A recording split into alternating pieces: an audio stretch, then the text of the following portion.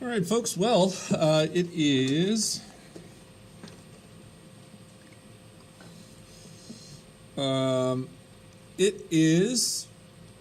time to start class. So let's get to it. The first thing that I'd like to do right now is just to show you something on Canvas. Now, if you go to Canvas and then you go to Courses AP Euro, and then you click on Files here. Oh, sorry, you guys can't see what I'm doing. Let me put this on. There we go. We are now in a new unit. Last time, on Thursday, you guys took a test for the Industrial Revolution. And the new unit that we're on right now is sometimes called the Age of Isms. And the reason we call it that is because there's a lot of words that end in the suffix ISM that we're going to be looking at during this unit. Namely, today we're going to start off looking closely at conservatism. And if you click on this file right here that says European Isms, and this will remain up there, I'll just leave it up there the rest of the semester for you, but this is kind of a quick glossary. Now, you don't need to read every single word on here necessarily, but this is essentially a list of not only from this unit, but really the entire course that you can use to review the various isms that we've learned about heretofore, as well as coming up in the future. And so you've got humanism, Christian humanism, Calvinism, Anglicanism, Lutheranism. All of those were covered in the first and second unit. Anabaptism, Catholicism, we've talked a lot about. Protestantism, Arminianism, we've learned about. Constitutionalism we got into when we learned about Unit 4 and absolutism. Classical liberalism we learned about in the Enlightenment unit. And now we're finally getting into things like liberalism, conservatism, romanticism, and realism we've looked at a bit. We've also, we're going to continue through the unit by talking about nationalism, socialism, with a particular emphasis on utopian socialism, which we will get to not today, but a different class. And then eventually we'll get into communism, Marxism, totalitarianism, fascism, and so on. So there's a whole bunch of isms in this document here, and a number of ideas that are associated with each of these terms, figures and documents and other pieces of art and things. So you can take a look at this as a quick reference source in case you are ever confused by any of the words that we're learning. So that's that. Let's talk a little bit about this unit. First of all,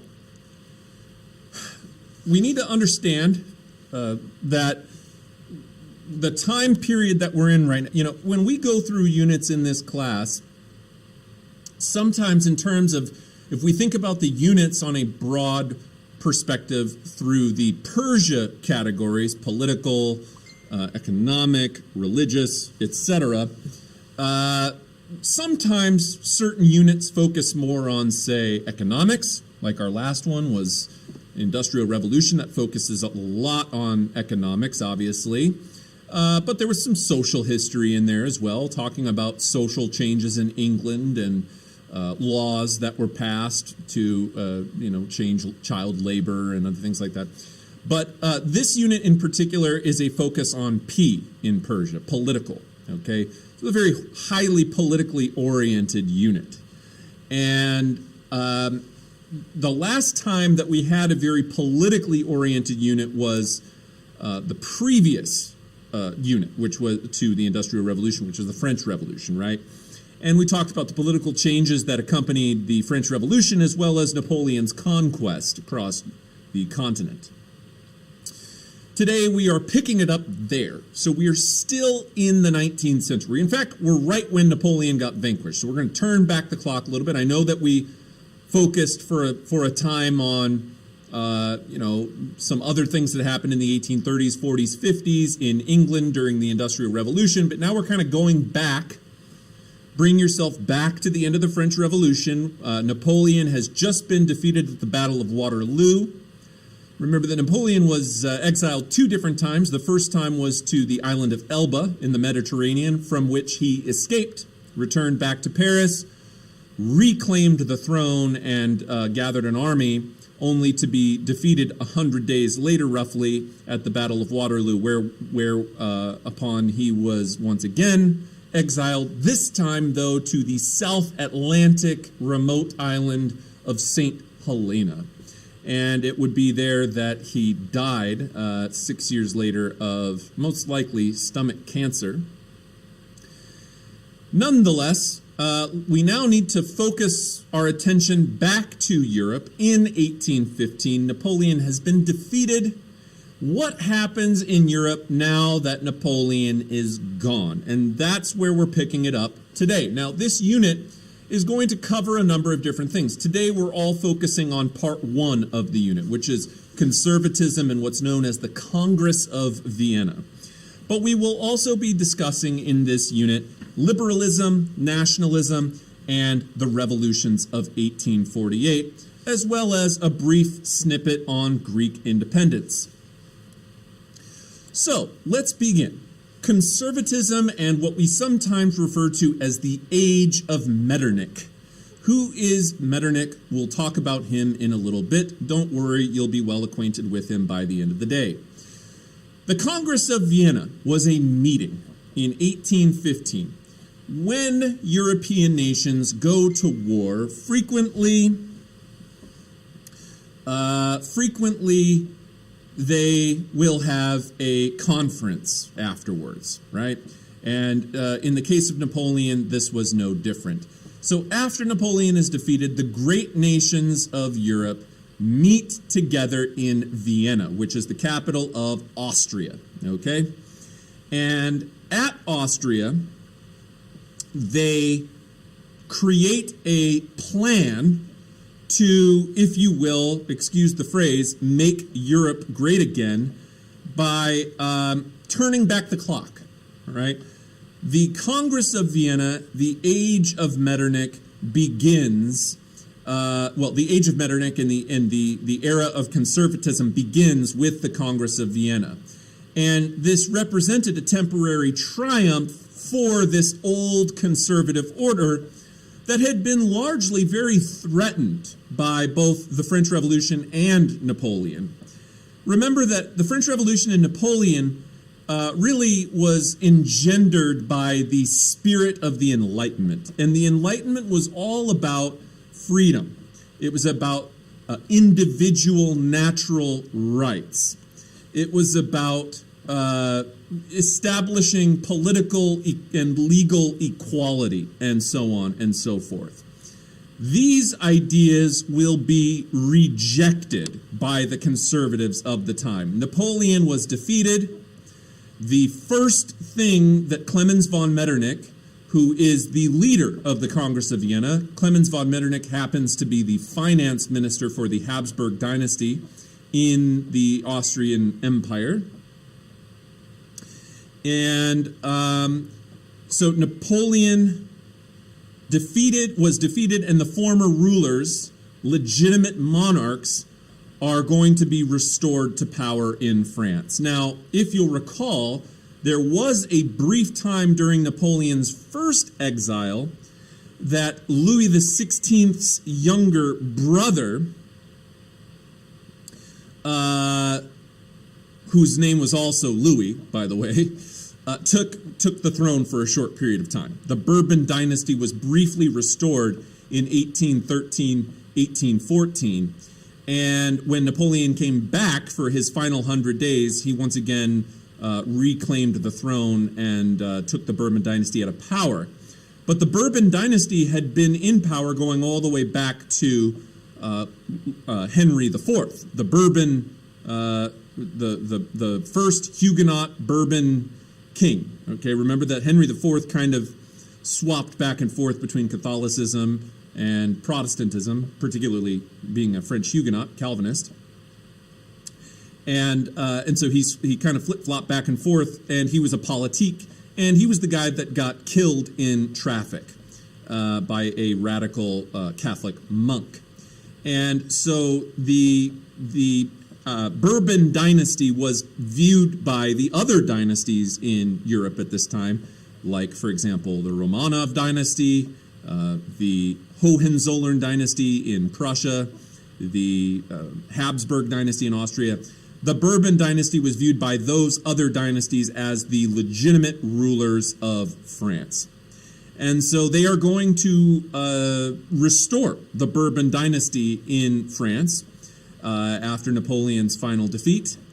And this is because they want legitimate monarchs in power. They don't want power-hungry liberal revolutionaries like Napoleon taking over Europe. They view Napoleon as a troublemaker, a rabble-rouser, and a destabilizing force.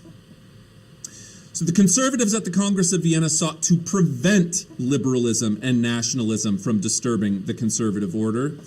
The Concert of Europe was the clearest and most effective expression of conservatism during this time period. Now, we just need to be clear. When we talk about the word conservatism in this context, I really do once again just need to remind you to divorce yourself from any ideas of what you view to be modern day conservatism here in 21st century America. All right? When we talk about conservatism in 19th century Europe, we're talking about people who supported ideas of the ancient regime. We're talking kings, the Catholic Church, institutions like the nobility and the church in power, and those kinds of things, all right? Very different kinds of ideas than what modern-day conservatives in America would support. Nonetheless, the one thing that they do have in common at the root of it all is a restoration of tradition, bringing things back, reestablishing the status quo, keeping things the same, and preventing change, okay? The idea here being that they want to establish stability, all right? This is what the conservatives are trying to do. So, the Concert of Europe was the clearest and most effective expression of this political movement of conservatism, and it lasted a good long time. We have to understand that very similar to, for example, after World War I, or after, which was in 1918, okay, it ended, World War I ended in November of 1918. Afterwards, they had a meeting at the Palace of Versailles and came up with the Treaty of Versailles. When we compare, for example, the Congress of Vienna and how effective it was at establishing a balance of power and maintaining peace, the Concert of Europe, or the Congress of Vienna, was actually very effective at maintaining peace. It was far more effective than the Treaty of Versailles was at the end of World War I, where just 20 years after the Treaty of Versailles, we see the start of World War II, which was the deadliest conflict in global history. So, is the Congress of Vienna a good thing? Well, it kind of depends on how you look at it, all right? It's a good thing in the sense that, European nations who are not known for maintaining peace. I mean, in this class, we've talked about countless wars already. European nations were constantly waging war against one another, but for the most part, they weren't global wars. They weren't huge conflicts. There were a few of those, but not all of them. Really, after the Congress of Vienna, the good thing about it is that Europe goes without having any wars for about 35 years. Nearly 40 years, 4 decades straight of no war in Europe means that we have to give credit where it's due. The Congress of Vienna definitely was very effective at achieving its aims, okay? The other side of that, though, of course, is that it came at the cost of the proliferation of Enlightenment ideals, which eventually made their way into Europe. So, is that a good thing? I don't know, okay? We could say it's either a good thing or a bad thing. Maybe there were a lot of places in Europe that just weren't ready for it yet, and they needed to do this. Tough to say. We can't really go back in time and see what would happen if we took an alternate path in history, like Back to the Future or something like that. But anyhow, this is more or less the nature of the Congress of Vienna. Here on the right-hand side is Clemens von Metternich, and he is going to be the guy that's mostly in charge of these meetings. He's kind of the head of ceremonies, and it means that he has undue influence on the kinds of policies that they instituted during the Congress of Vienna. And here you can see where Vienna is in Austria. That's the capital of Austria even to this day. So the great powers are meeting to establish this conservative order in post-Napoleonic Europe. One of their main goals, of course, is to be restoring the balance of power. They don't want any nation to dominate the others, the way that France had for so long during the Napoleonic era. One of the outcomes of the Congress of Vienna was known as the Quadruple Alliance. And it was a four-part alliance of Austria, Prussia, Russia, and Britain. And when we look at those four nations there, back when I was a youngster, I used to watch a show called Sesame Street. Maybe you've heard of it before. And on Sesame Street, they had this thing where they'd be like, one of these things is not like the other. Da, da, da, da, da, da, da, da, da. Okay? And one of these countries is not like the other. See if which one you can tell which it is. If you said Britain, you are correct. Britain seemingly doesn't quite fit with Austria, Prussia, and Russia in this quadruple alliance. Why would that be? Well, on the surface, we know that Austria, Prussia, and Russia are each absolutist dynasties, monarchies rather. Britain, on the other hand, had a constitutional monarchy. And so it might seem unusual to you that Britain comes out as a quote-unquote conservative force during this time. Why is Britain considered a conservative force? After all, hadn't they instituted constitutionalism 100 years prior? Even more than 100 years prior, but anyway, hadn't they established, constitutional monarchy for a long time? Hadn't they, during the Napoleonic Wars, hadn't they been encouraging liberal economics within their own nation? Britain's kind of a confusing one. Why would they ally themselves with Austria, Prussia, and Russia? Well, we kind of need to look at it from two different angles. On a domestic level, meaning at home in Britain, on a domestic level, Britain is very liberal in a sense because, we learned last unit about how the House of Commons increasingly became dominated by the bourgeoisie being the upper middle class, the gentry group of people in England who had been promoting classical liberal ideas of laissez-faire capitalism, entrepreneurial enterprises, the growth of factories and businesses and banking and other things like that. Why is Britain then considered conservative if they had so much liberal at-home policies that they were supporting? Well, on an international or foreign policy level, we need to understand that Britain was tired of having to fight wars. Because at the end of the day, wars are not good for trade. Britain wanted conservatism on an international level. The last thing Britain wants to have to do is be fighting more wars with European countries to create a situation where they can trade more freely. Britain wants a peaceful situation, a balance of power in Europe, because a balance of power in Europe means that Britain will be able to take advantage more effectively of their industrial advancements.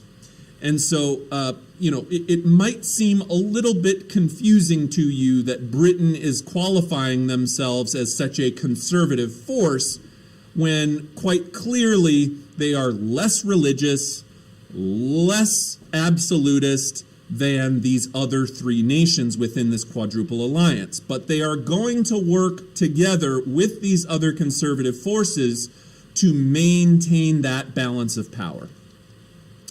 Now, Germany is going through some changes at this time, and I wanted to remind you of what the Holy Roman Empire looked like in 1789. You might recall that the Holy Roman Empire for centuries had been divided into a great number of hundreds and hundreds of different tiny principalities and bishoprics and duchies and other things like that. And this meant that the Holy Roman Empire was an extremely fragmented place with a number of shifting alliances and not very much unity. When Napoleon begins his conquest of Europe, one of the major changes that he did when he took over many of these places in the Holy Roman Empire was to reorganize the territories of what is now modern-day Germany into more consolidated states. So, the fact that Germany eventually down the line in 1871 unifies into a single nation state known as Germany, we can really thank the French Napoleon, who the Prussians absolutely hated and worked together with the British to destroy. Unusually, you would, perhaps not unusually, but in my mind, kind of against intuition, after Napoleon is vanquished, they don't turn those German states back into the Holy Roman Empire. In fact, they keep the changes that Napoleon made. And the territories of Germany, after Napoleon is defeated, and when they meet together at the Congress of Vienna, one of the purposes of meeting is to redraw the boundaries of the borders in Europe. And when they do this, they end up creating what becomes known as the German Confederation, other times called the German Bund or the Deutsche Bund. Idea being that it was a collection of 39 different states, German states, and each of them was independent. They were sovereign, However, this new German Confederation that is going to be carved into the map that they are redrawing of Europe would sometimes work together with one another for the purposes of mutual self-interest. Let's talk about that word confederacy or confederation. When we think about that prefix con, sometimes, not all the time, con kind of takes a word and makes it an opposite. Here in the United States, for example, we have what's known as a federal government, a federal government. In other words, our nation is made up of 50 different states. However, the states of the United States are not sovereign nations. They are collectively organized into a larger national framework where our federal government has supreme authority and dictates to the states what they can do on their own. That's a federal government. During the Civil War here in the United States, from 1861 to 1865, during the Civil War, we had states that broke away from the federal government, the national government of the United States, and created what were known as the Confederate States of America. What does that mean? The Confederacy was all about states rights. They didn't like that the national government had authority over the states.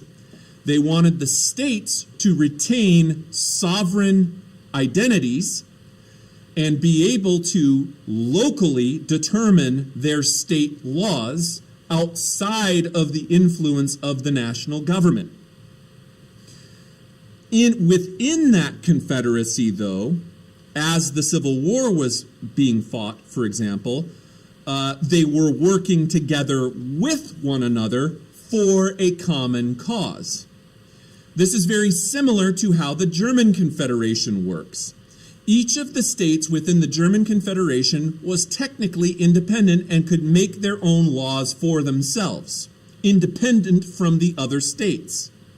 However, other times, all of the states within this confederation would work with one another for the greater good of all of them to improve their self-interest. And the best example of that, which we already talked about last unit, was the Zollverein. So the Zollverein was a product of the German Confederation, where each of those 39, I think it's 39, different German states within the German Confederation came together to work with one another to create this trade union that would make a uniform tariff on all foreign goods that came from outside those 39 German states and promoted trade within those 39 German states by getting rid of tolls between the German states themselves. So that's an example of how a confederation works. In other words, there is no uniform national government. Instead, it's kind of more, think of them as every so often, sometimes working with one another for everybody else's self-interest. Okay? And here's just another example. This is sometimes it's called the Deutsche Bund, okay, as I said before. And you can see that this is a German map. Here's Great Britain, here's France, here's Spain, here's Italy, which again at this time is still not unified. Italy is made up of a bunch of different kingdoms, okay? And then you have down here, or over here, Russia and Austria and East Prussia over here. All right. Okay, Congress of Vienna, what did they do? They basically endeavor to create a situation that is not going to create more war, all right? So it's going to be more or less a pretty lenient peace, even though they were really frustrated with Napoleon, and they, obviously they were upset that the French Revolution had threatened the stability of Europe and all this stuff. They endeavor to create a peaceful transition to a post-Napoleonic era. So unlike the Treaty of Versailles, which was all about blaming the entire World War I on Germany and making Germany pay for all the war reparations and stuff like that, they're not going to do that in the Congress of Vienna. They are going to restore France to its 1792 boundaries, all right? So they're not going to punish France by taking a bunch of its land away or forcing them to get rid of their military or anything like that. They are going to restore France back to the boundaries that they had while the French Revolution was going on. And it's going to be a rather lenient peace. And the reason for this is because even though they are looking to isolate France within the whole of Europe and prevent France from becoming a threat again, they're not going to go out of their way to punish France and make them unnecessarily weak and bitter and angry. Okay? So that's kind of one of the differences between the Congress of Vienna and the Treaty of Versailles. As I mentioned, the leader of the Congress of Vienna was Clemens von Metternich, the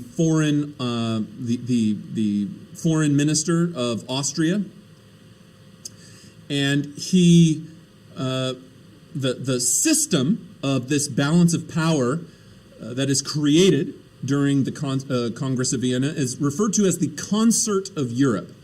And it's a very deliberate reference to orchestral concerts. Okay, so when we think about what he's trying to create here, He's trying to create a nice, balanced orchestra where each of the different, very similar to, if you're a band kid, for example, very similar to band, okay?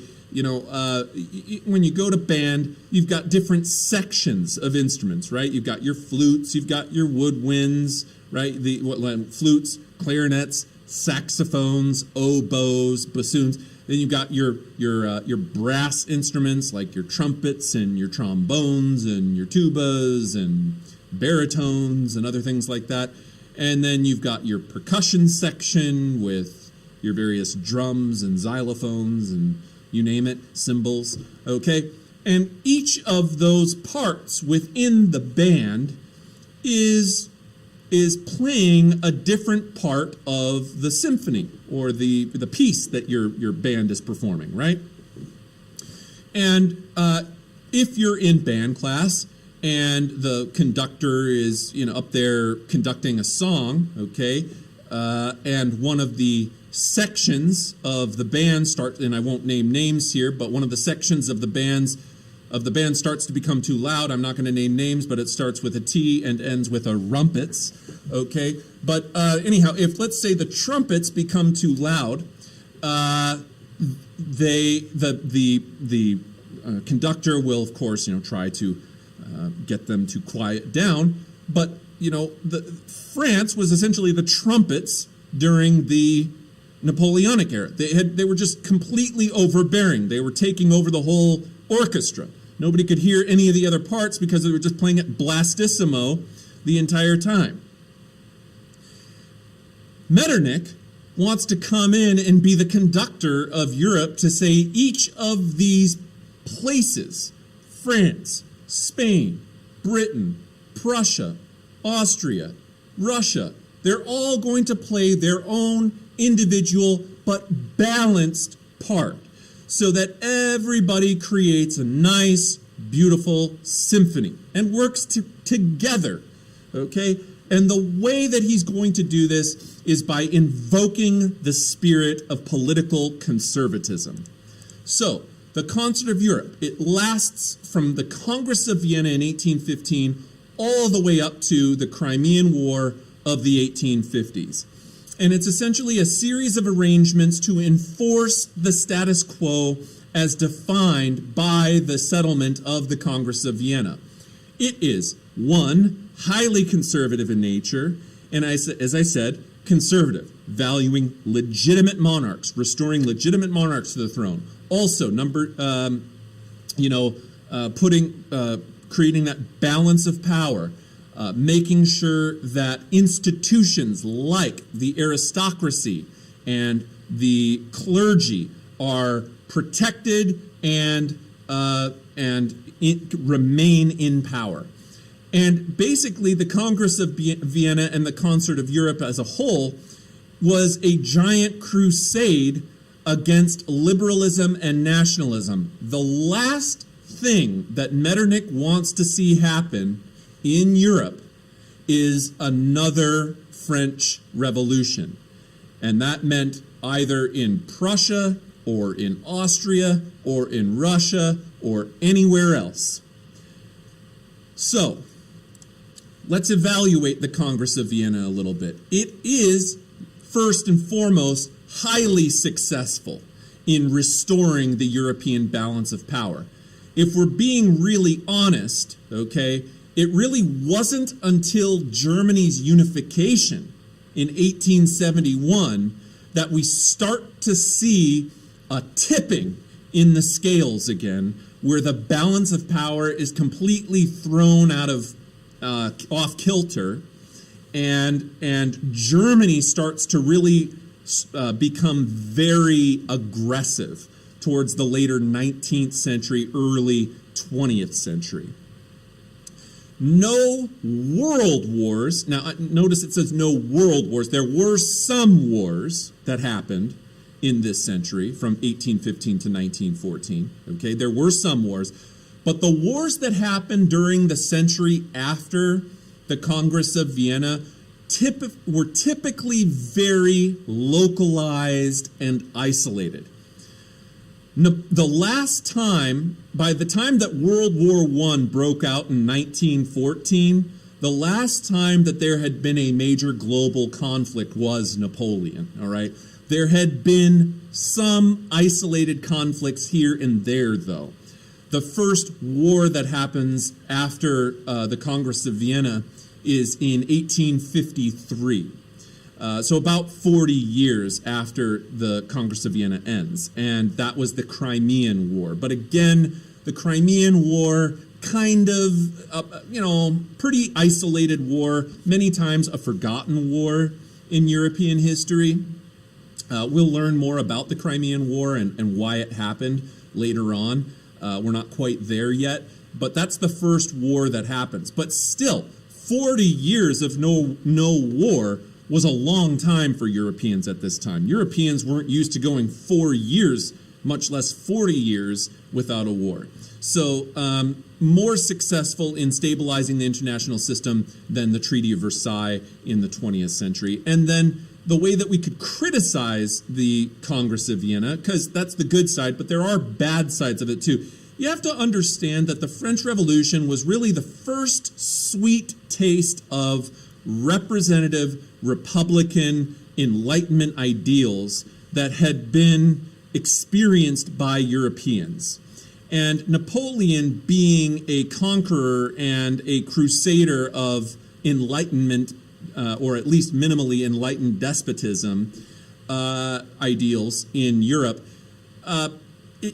once people got that taste of that, it's going to be real hard to get them to forget about it. The general trend has been that even in spite of the Congress of Vienna, those ideas of liberalism and Republican government, meaning representative government and more democratic ideals and so on, are going to proliferate in Europe one way or another. The Congress of Vienna was ultimately unsuccessful in preventing revolutionary spirit from once again returning to Europe. And the key year here, where that revolutionary fervor and a reinvigoration of the spirit of the Enlightenment and even of the spirit of John Locke and individual natural rights of life, liberty, and property, the magic year is 1848.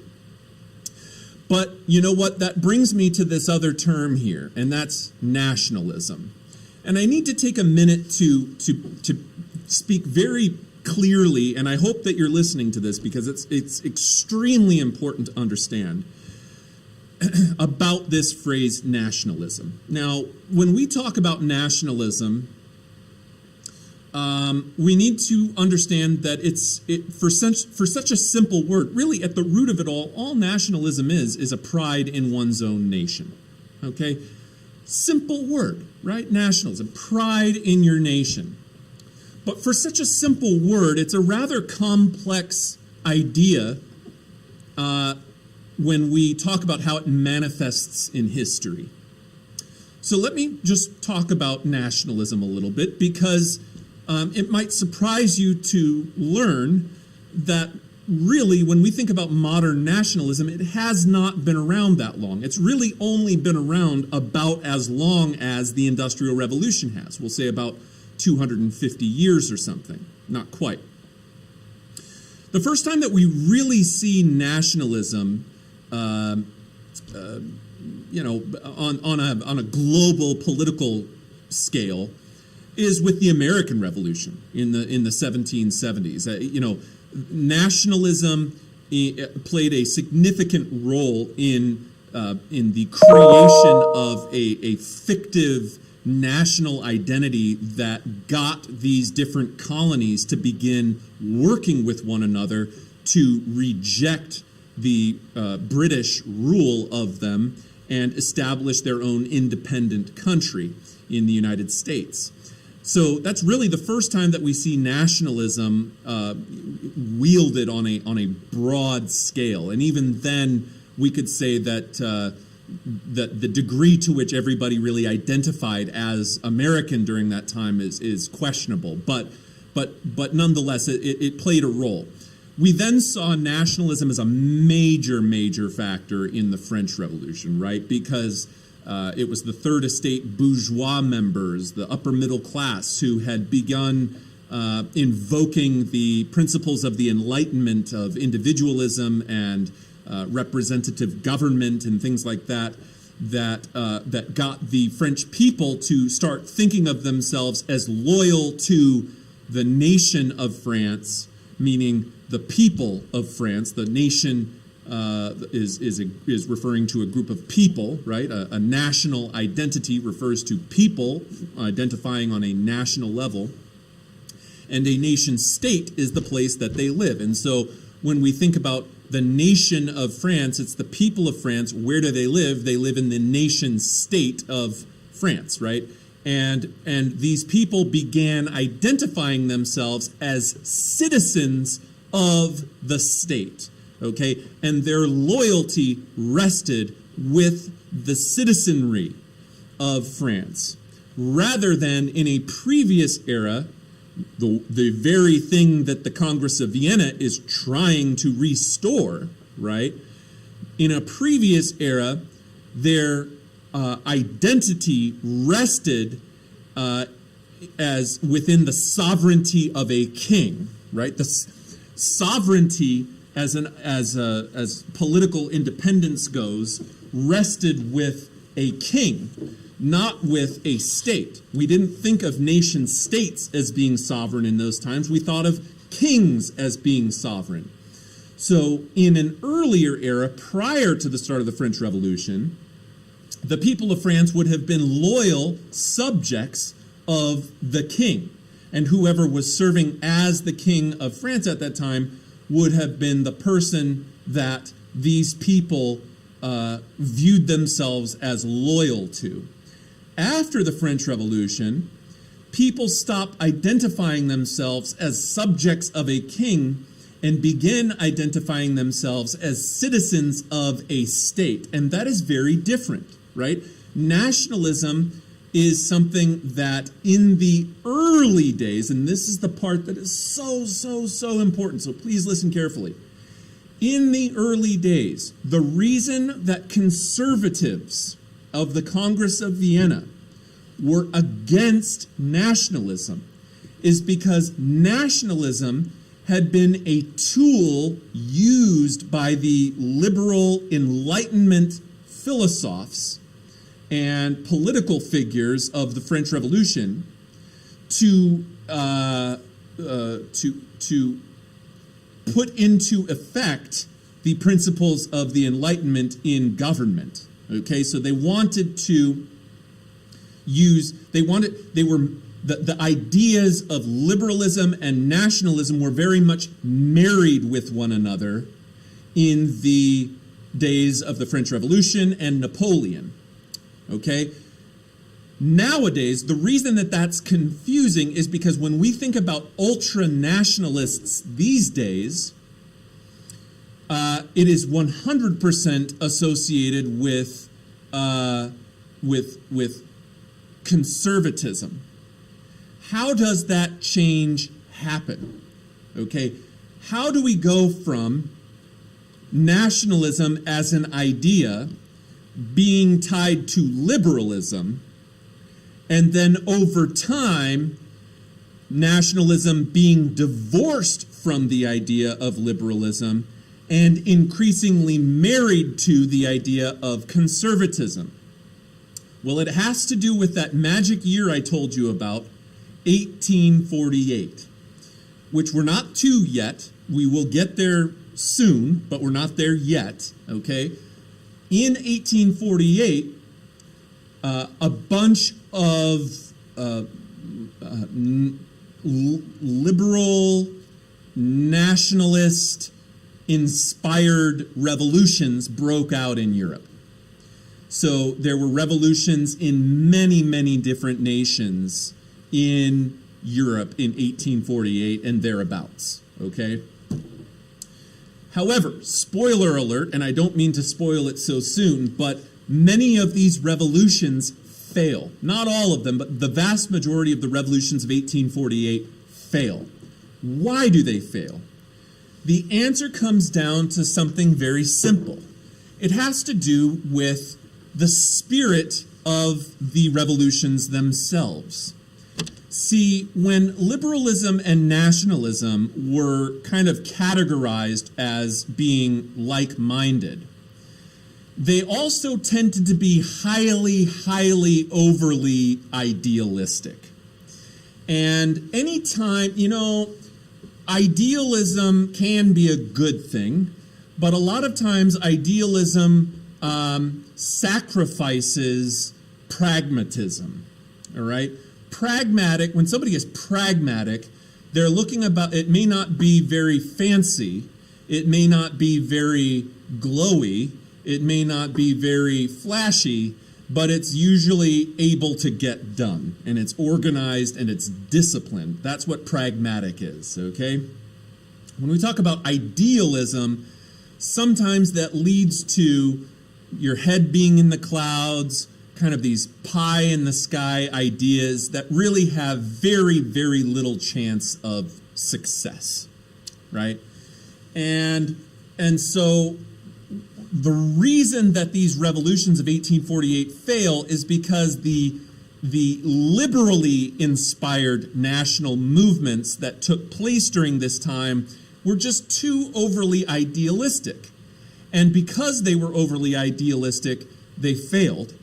And after 1848, we begin to see nationalism being used as a tool wielded by conservative forces in Europe to get things done, to manipulate the population, to create a kind of new brand of conservatism in a new political age called the age of mass politic, or real politic as it's sometimes called.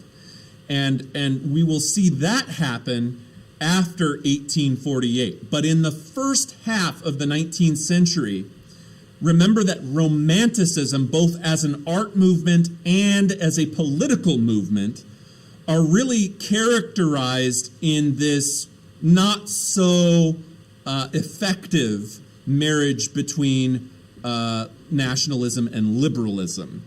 And that's why ultimately liberally inspired romantic national movements of the revolutions of 1848 were unsuccessful.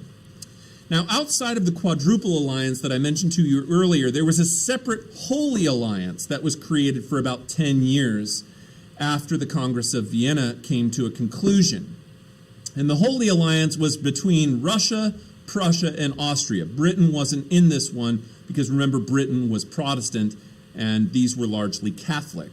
So Prussia, Austria, and Russia entered into what became known as the Holy Alliance, which was an agreement between the monarchs of the Hohenzollern dynasty in Prussia, the Habsburg dynasty in Austria, and the Romanov dynasty in Russia to rule in a spirit of Christian charity and to assist each other in times of trouble. In other words, the Holy Alliance was a way of using Christianity as an institution to preserve law and order and to put down any attempts at revolutionary upheaval. So, the Congress system. European international relations were controlled by a series of meetings held by the great powers to monitor and defend the status quo, aka tradition, aka the ancient regime, right? First, second, third estate, nobles being in power, the church being in power, legitimate monarchs on the throne, etc. The principle of collective security required unanimity among the members of the Quadruple Alliance, meaning that all four of them needed to be on the same page at all times. This worked effectively for a little bit until the 1820s, but in 1822, Britain withdrew from the Congress system, which effectively killed it, because Britain disagreed with the Congress of Vienna, or the Congress's squashing of a revolt in Spain. And so Britain actually was defending a revolt that happened in Spain in 1822 and ultimately ended up leaving the Congress. That said, again, this was an isolated incident and did not result in like a global war or anything like that. But it meant that Britain only was temporarily in that quadruple alliance and was more likely than the other three anyway, probably to disagree with them. Okay, so 19th century isms: conservatism, liberalism, nationalism, and of course, stay tuned for learning about things relating to Romanticism and socialism as we go throughout the rest of the unit here. Major proponents of conservatism at this time: Edmund Burke, Clemens von Metternich. Those are names that whenever you see Burke or Metternich, definitely immediately associate them with conservatism. Remember that conservatism puts all of the emphasis on traditions, the status quo, institutions, and the idea that the way that rights are determined, and rights are in scare quotes there because they're not really rights, okay? We think of rights in the way that John Locke does, like natural rights of life, liberty, and property. These guys would have disagreed with that. They said that people have rights purely because of a connection with the past. For example, the English nobility derived their rights from the Magna Carta, which had been set into precedent in history for the past 600 years. All right, so the Magna Carta was signed in 1215, and it had been practiced ever since. And because of that tie to the past, that's how we determine how things ought to go in the future. All right, that's the idea of conservatism. Burke, when he wrote his famous piece, Reflections on the Revolution in France, which we actually talked about briefly during the French Revolution unit, Burke predicted the bloodbath of the French Revolution, which happened, obviously, during the Reign of Terror when everybody's heads were being lobbed off by guillotines. But anyway, Burke predicted that the institutions like the church, like the Bourbon monarch, and so on, that had kept order, that when they were destroyed, that there would be an absolute chaotic bloodbath. And he was not wrong about that. To be honest, we have to give Burke credit that he pretty much did predict accurately the Reign of Terror. And you might say, well, isn't that a little bit contradictory? Because after all, the British 100 years earlier went through their own civil war, where they had the Commonwealth of England and they had their own radical period of time, and then afterwards restored the king to the throne. And then just a short bit after that, when James II became king, they didn't like him. He was Catholic, and then Parliament took him off the throne and put on his daughter Mary and her Dutch husband William of Orange. So isn't that a little contradictory? Because didn't England have to go through the same growing pains that France is now going through? And his answer to that was no, because he argued, and it's a nuanced argument. I think that you could probably come up with one that would combat it pretty well. But his argument was that the Glorious Revolution, when Parliament removed the king from power and put on his daughter and her husband, that this actually was a preservation of the institutions. And that might seem wrong to you, but the way that he justified it was basically by saying that because England had already practiced constitutionalism, that when Parliament did that they were simply continuing the previous practices that they had even prior to the start of the English Civil War in the first place. I don't know if I necessarily agree with that argument, but that's definitely what Burke would have argued. So conservatism, and this is another interesting thing that we need to think about, and I'm going to give you some modern day ways in which we can draw some parallels to this. Conservatism is ultimately, at the end of the day, a reaction. It's reactionary. What do we mean by reactionary? If I sneeze and my cat Mochi is sitting next to me, Mochi is going to react to me sneezing by, being startled and looking at me like I've lost my mind, which he does every single time. But anyhow, it happens after the fact, right? When we say something is reactionary, it means that there was initially an action and then there was a reaction to it. So what is conservatism a reaction to? It's a reaction to the French Revolution and Napoleon, which were engendered with, ideas of the Enlightenment, liberalism, and nationalism, okay? So the conservatives, modern conservatism, really only came about because of a progressive movement that was a threat to the ruling authority, right? Let me give you a modern day example.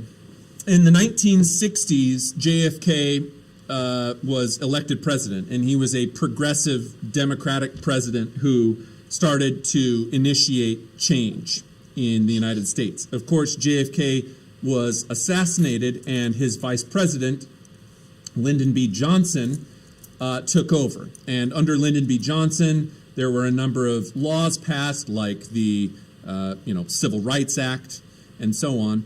And these changes of the 1960s were very progressive, right? There were a lot of Supreme Court cases. There was a very liberal court at that time.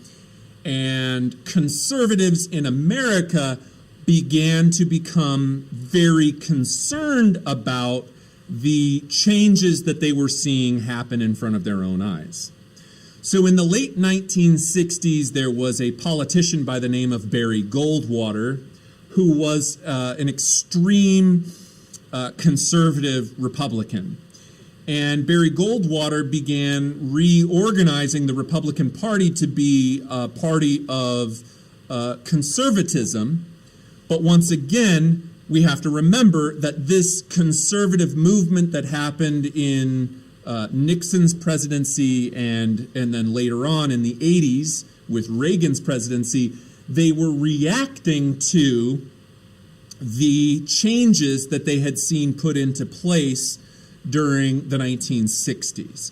They wanted to turn back the clock to before the 60s and restore the status quo. All right. More recently, in the 21st century, we have seen a reactionary conservative movement happen again, which was embodied by the Trump era, and there are still many, Trump supporters in America. But what were they reacting to, except for the change that they saw happen during the Obama years? Right, there was the 2 terms of President Obama. Black president had started to make some laws like the Obamacare healthcare package and so on, and this concerned a bunch of conservatives in America. And so what happened was there was once again a reactionary force where after the fact there is a pushback from conservatives to try to turn back the clock, which was the whole slogan of Trump's campaign, right? Make America great again. What does he mean by that? He means go back to a time before Obama, etc. And really even before that, the whole idea was kind of, even maybe restored even further back to like the 1950s. But there were a lot of things that weren't great about America in the 1950s, like, racism and, segregation and other things like that. And so anyhow, but we got to just understand that reactionary conservative forces are something that are common in history. They've happened many times, not only in Europe, but also in America. And that gives you a little bit idea of why what makes it reactionary is that they are reacting to something that's already happened. And in this case, the thing that already happened was the violence, terror, and social disorder of the French Revolution. And of course, it's supported by the traditional ruling classes. For example, the nobles, the kings, and even the peasants. And you have to remember, you might think to yourself, well, wouldn't peasants, because they're at the bottom of society, wouldn't they want the most change? Not really. Not really, because peasants at the end of the day tend to be very religious. And when people are religious, they typically are conservative. And that means that the peasants of this time, and remember too, during the French Revolution, during the most radical phase of the French Revolution, when the Jacobins came to power, they lost the support of the peasants because they were too radically opposed to the church. They tried to completely de-Christianize France while Robespierre was in power, and he lost the support of the rural peasants because at the end of the day, the peasants really don't want to see that much change. They're kind of happy with their small lives. They're happy with their religious institutions. They're happy with, living their lives the way that they have traditionally lived them. And that's why peasants tend to support conservatism. The bourgeoisie is really the major section of the society that would be liberal, nationalistic, Enlightenment-inspired folks, and they were the ones that were the biggest threat to this conservative status quo. And of course, in Britain, we're seeing a proliferation of the bourgeois class, right, during the Industrial Revolution years, and so that's why Britain is kind of a misfit when it comes to that Quadruple Alliance, and it's not too surprising that they dropped out of the Quadruple Alliance within only about 7 years, is because at home they're pretty pro-liberal. Because of all of the entrepreneurial enterprise and growth of industry in Britain at that time. So, just wrapping up the lecture today. We're not done. I have one other thing before I end class today. But wrapping up conservatism, who are the social classes that support it? Obviously, the aristocracy, the landed gentry of most places, maybe not Britain, but most other places, monarchs, anyone that was part of the church, the Roman Catholic Church, would have been conservative. And then, of course, the peasants themselves would have been rather conservative. Buzzwords that we associate with conservatism: tradition, status quo, institution, privileges, particularly privileges of the nobles, hunting rights and things like that. Also, when we talk about conservatism, it rather mixes well with romanticism. On one hand, it kind of does, and on one hand, it kind of doesn't. The reason that conservatism works well with romanticism is more on an artistic level, because when we think about romantic art of the time, remember that romantic art put an emphasis on nature, on the rustic, kind of remember the good old days when we could go and have a picnic under a tree in a beautiful, serene field somewhere under a tree with a waterfall in the background. Remember that romantic art drew heavily on nature, okay? And it was the opinion of conservatives that the natural order of society was determined by power resting with a king and those kinds of things. And so when we think about romanticism as it mixes with conservatism, there's a link to the past, right? The art of the Romantic era very much hearkened back to and drew upon the overly romanticized beauty of the past, okay, of nature. And conservatism, to some extent, draws upon some of those things as well.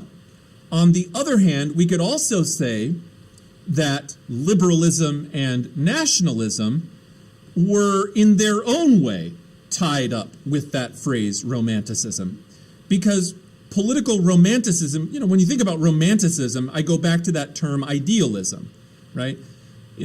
People love romance movies or romance novels or things like that because it's more beautiful, more perfect, more lovely than it could be ever in real life, right?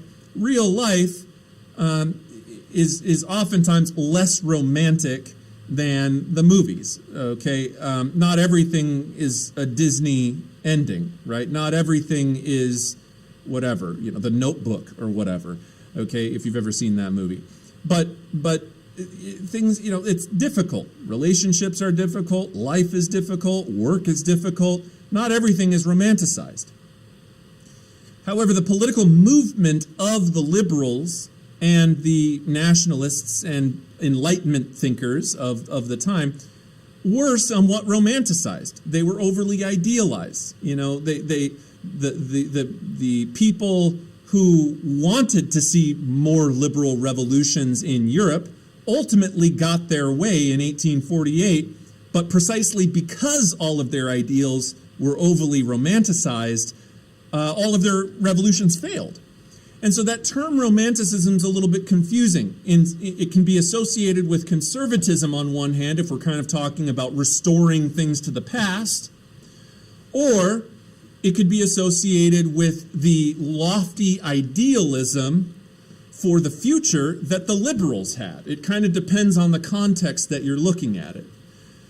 Conservatism doesn't necessarily play too well with ideas of liberalism, socialism, or nationalism.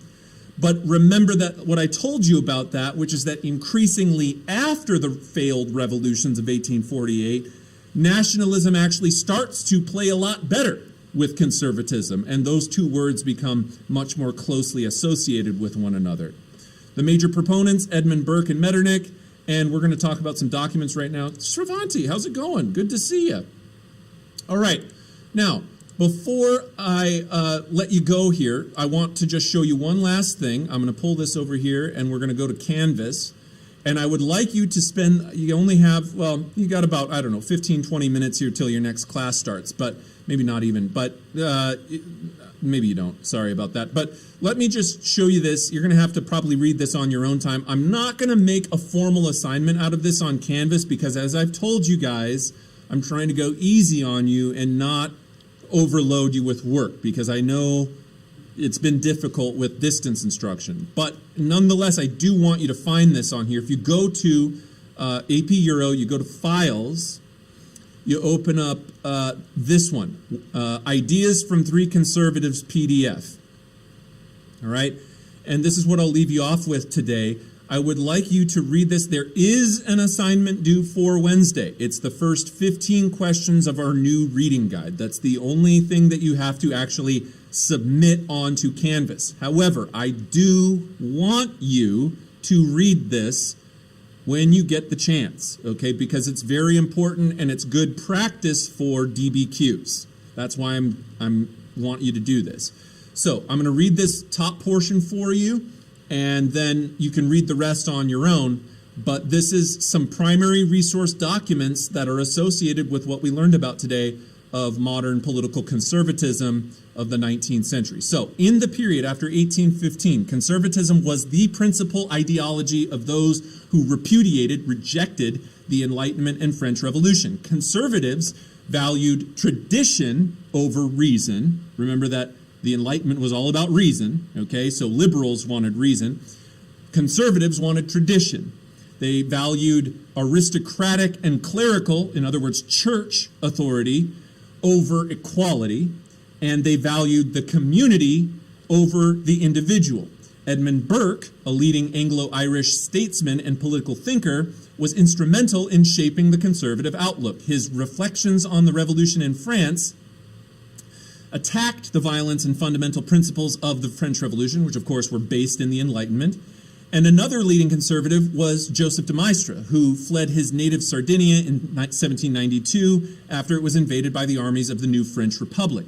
De Maistre denounced the Enlightenment for spawning the French Revolution. He defended the church as a civilizing agent that made individuals aware of their social obligations and affirmed tradition as a model more valuable than instant reforms embodied in paper constitutions. And of course, the word paper is put there to purposefully make it seem like the constitutions are as flimsy as the paper they are written on. The symbol of conservatism in the first half of the 19th century, the 1800s, was Prince Clemens von Metternich of Austria. A bitter opponent of Jacobinism and Napoleon, he became the pivotal figure at the Congress of Vienna, where European powers met to redraw the map of Europe after their victory over Napoleon. Metternich said that the Jacobins had subverted the pillars of civilization and that Napoleon, by harnessing the forces of the revolution as well as nationalism, had destroyed the traditional European state system. No peace was possible with Napoleon, who championed revolutionary doctrines and dethroned kings, and whose rule rested not on legitimacy, which is what he wanted to restore, but on conquest and charisma. No balance of power could endure an adventurer who obliterated states and sought European domination. Jeevan, how's it going? Cousin Jeevan, good to see you. Paige, wow, all my former students coming in to say good morning this morning. How pleasant. So nice to see you all. I hope that you're having a wonderful day and a wonderful school year.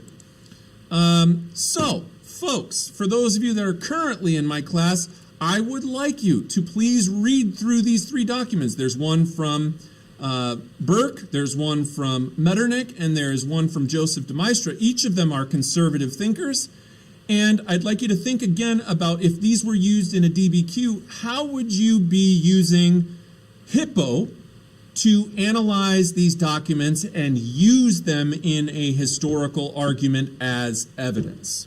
Okay, so read these, commit the big ideas from them to memory, and get the first 15 questions on the reading guide done. And outside of that, that's all I have for you today. I just want to say thank you so much for tuning in. Hello to Sravanti, Paige, and Jeevan. And thank you and have a wonderful week. Take care. Make good decisions.